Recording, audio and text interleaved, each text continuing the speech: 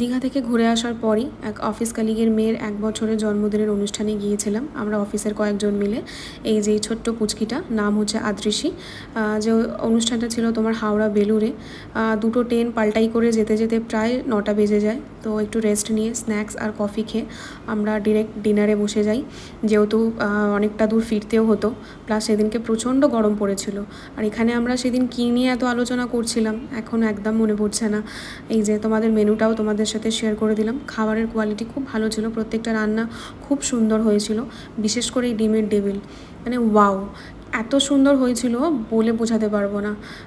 স্টাফিংটা ঠিক কিসের ছিল জানি না, বাট খুব সুন্দর ছিল। চাটনি, পাঁপড়, মিষ্টি এগুলো আমি কিছুই খাইনি, তাই ভিডিও করা হয়নি। আমি মিষ্টি খুব একটা খাই না। সেদিনকে ফিরতে ফিরতে প্রায় অনেক রাত হয়ে যায়, প্রায় তোমার 12টা বেজে যায়। রাস্তায় টোটো অটো কিচ্ছু পাইনি, লাস্টে কোনো রকম একটা ক্যাব বুক করে বাড়ি ফিরি। টাটা।